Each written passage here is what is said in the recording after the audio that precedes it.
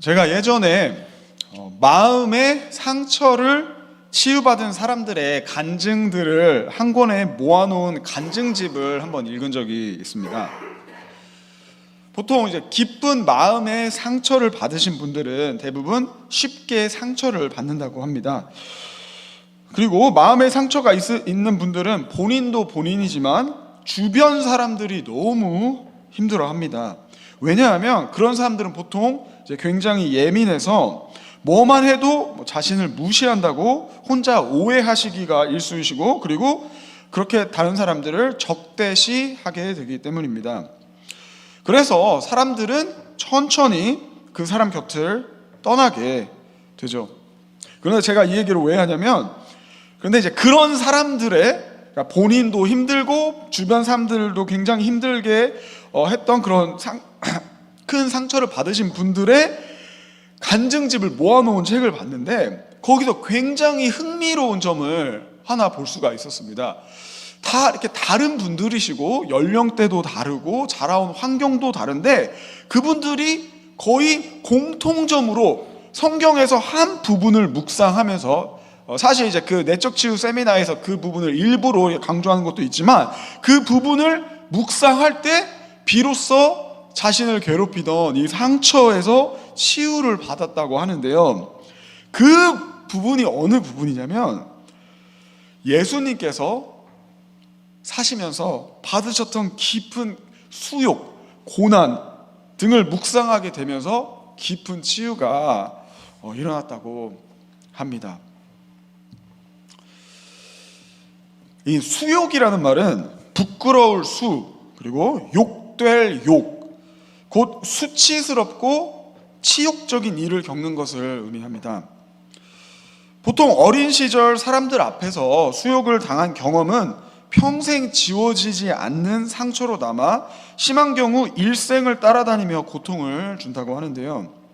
그런데 오늘 본문은 놀랍게도 만왕의 왕이시며 모든 것을 창조하신 예수님께서도 이런 수욕과 그로 인한 고통과 슬픔을 겪으셨다는 것을 보여줍니다.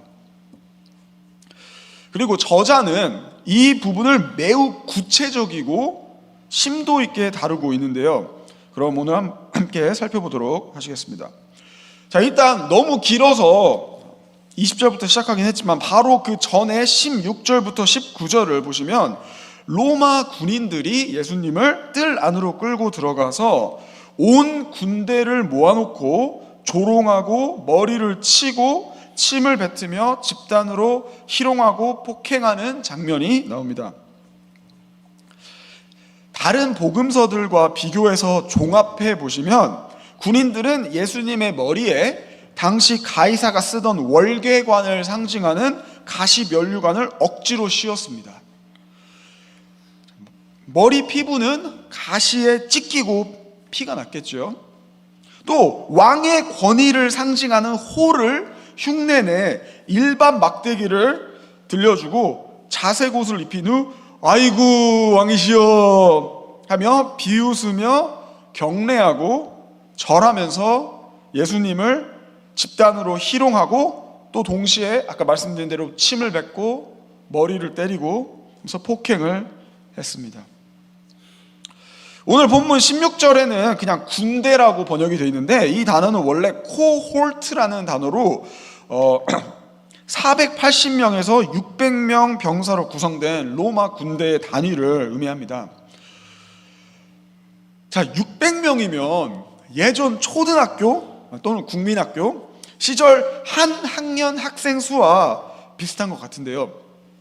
한번 상상을 해보십시오. 한 학생이 정교생 앞에 끌려와서 집단 폭행과 희롱을 당한다고 한번 상상을 해보십시오. 그 끔찍함이 어느 정도인지 짐작이 가시죠. 아니 600명도 필요가 없습니다. 한 20명 되는 사람들 앞에서 내가 조롱받고 멸시받고 그 사람들이 나를 보면서 낄낄거리면서 나를 때리고, 뭐 이런 상상을 해보시면 상상이 가지가 않습니다. 물론 우리도 살다가 수욕을 당할 수는 있지만, 이런 정도의 수욕은 인간이 감당할 수 없는 수준이 아닙니까? 다 이 상상을 초월하는데요. 또 본문 29절에는 지나가는 자들이 머리를 흔들며 예수님을 모욕했다고 나옵니다. 31절에서는 대제사장들과 서기관들이 예수님을 모욕했다고 말하고요. 그런데 그들은 당시 예수님의 가장 큰 주적이었죠. 또는 정적이었죠. 여러분의 라이벌이나 아니면 사이가 안 좋은 사람이 여러분의 고통스러운 모습을 보고 비웃는다고 상상을 해보세요. 그게 얼마나 끔찍합니까?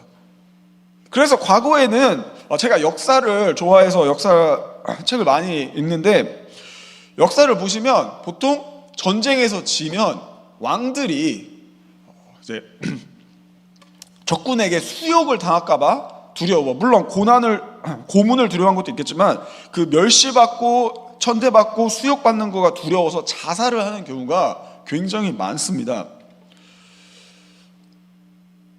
이렇게 자신의 정적 앞에서 수치를 당하는 건 굉장히 끔찍한 일이죠. 또한 꼭 기억하셔야 할 사실은, 당시 로마는, 이거 많은 분들이 모르고 있는 사실인데, 십자가형을 집행할 때 죄인을 발가 벗긴 채로 매달았다는 점입니다. 그래서 여러분이 보시는 예수님의 초상화에 그 하얀색 천 있죠? 그거는 원래 존재하지 않았습니다. 자, 맨몸이 드러나는 것 자체가 수치스러운 일인데, 채찍과 구타로 초췌해진 몸으로 수많은 사람 앞에서 조롱당하고 벌거벗겨져 고통당하는 모습은 그야말로 상상조차 할 수 없는 수욕입니다.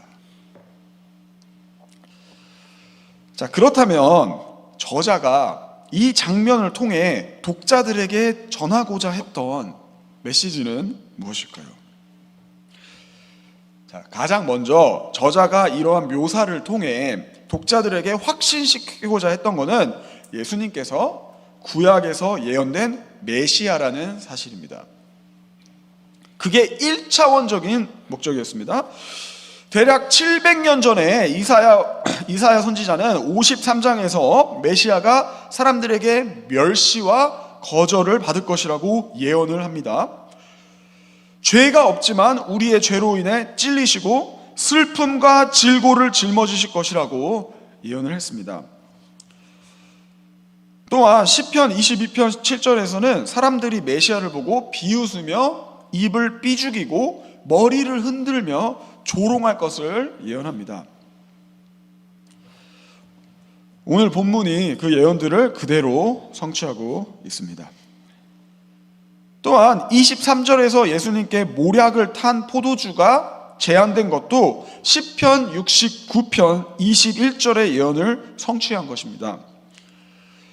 24절에 로마 군인들이 예수님의 옷을 제비 뽑아 나누는 장면은 시편 22편 18절의 예언을 문자 그대로 이룬 것입니다.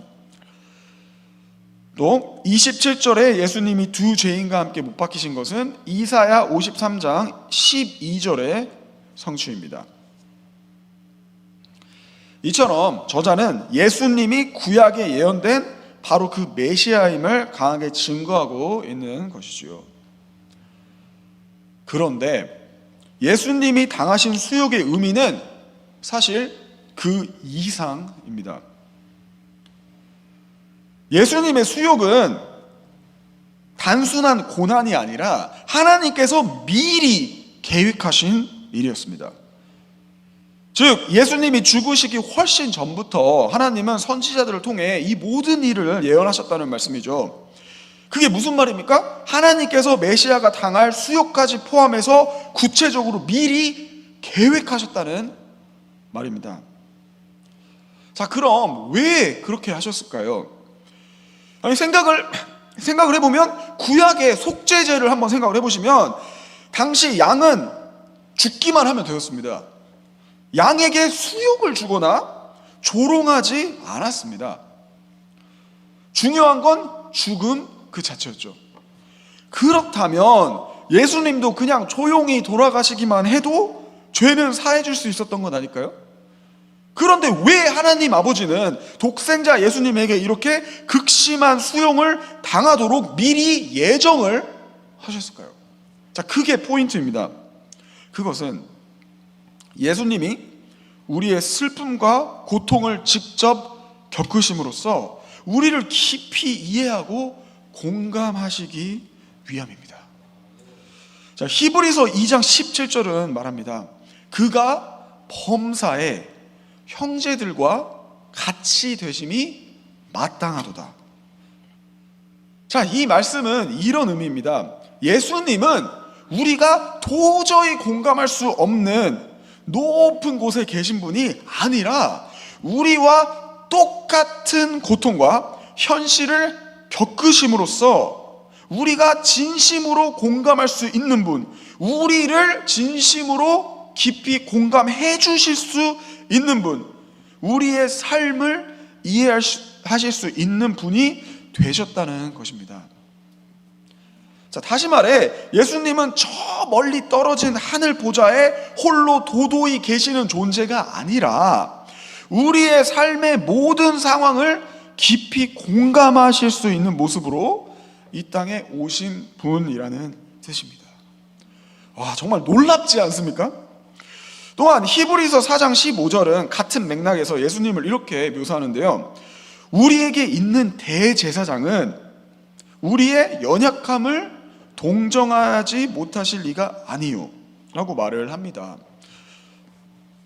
물론 직접적인 문맥에서는 시험을 받으셨기 때문에 우리가 시험 받으셨을 때 우리의 연약함을 본인도 동정할 수 있다는 거지만 이 말은 그거 외에도 다 포함이 됩니다. 즉 예수님은 우리들을 동정하실 수 있으신 분이라는 것이 핵심인데요. 여기서 나오는 동정하다가 영어로 sympathize입니다. 그리고 이 동사의 명사가 sympathy인데요. 이 단어가 참 재밌습니다. 이 단어는 헬라어의 sim, 이거는 같은이라는 뜻입니다. same. 그리고 pathos, 이건 감정, feeling을 의미하는데 약간 고통 같은 걸 의미한다고 보시면 됩니다. 그 합성어입니다. 즉 이게 무슨 말입니까? 이 단어는 이제 함께 고통을 느낀다. 어떤 사람이 어떤 고통을 느낄 때 그 사람을 봤을 때 내가 그 똑같은 감정을 느낄 수 있다. 이 단어입니다. 예를 들어서 저도 예전에 여자친구와 헤어져서 굉장히 슬프고 3일 밤낮을 울어본 적이 있기 때문에 여자친구 헤어진 사람을 보면 막 마음이 아파요. 그래서 막 위로를 해주는데 너무 재밌는 거는 그분들이 정말 위로가 돼요. 왜냐하면 제가 그 감정을 아니까. 내가 그냥 형식상으로 그래 힘들겠다 힘내 이게 아니라 저도 너무 힘들었습니다. 살면서 처음으로 죽는 줄 알았습니다. 이러면 위로가 막 전달이 되는 거를 느낀다니까요. 그게 왜 그러죠? 그 감정을 same, sympathy, 그 똑같은 감정을 제가 알기 때문에 그걸 받는 사람이 위로가 되는 겁니다. 그렇죠.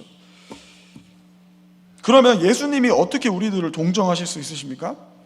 우리처럼 삶의 고난과 슬픔과 수욕을 직접 겪어보셨기 때문이라고 성경은 말하고 있는 겁니다. 자, 그럼 결론을 맺도록 하겠습니다. 저는 이 말씀을 묵상하며 이렇게 결론을 내렸습니다. 예수님께서 이해하지 못하실 인생의 수욕은 이 세상에 존재하지 않는다.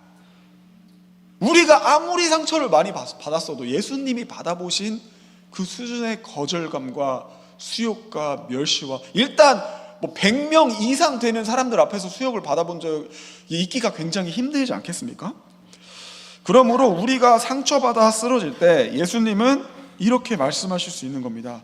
내가 너의 마음을 안다. 그들도 나를 무시했다. 나도 조롱당했단다. 나도 사람들에게 짓밟혔다. 너의 상처를 내가 안다. 이렇게 예수님은 우리의 아픔과 눈물을 머리로만 아시는 분이 아닙니다. 몸소 겪으시고 경험하신 분이시라고 성경은 말하고 있는 겁니다. 여러분의 마음을 아시고 눈물을 아시고 수욕을 받을 때 고통을 아시는 주 예수님과 오늘도 동행하시는 여러분이 되시길 주님의 이름으로 축원합니다.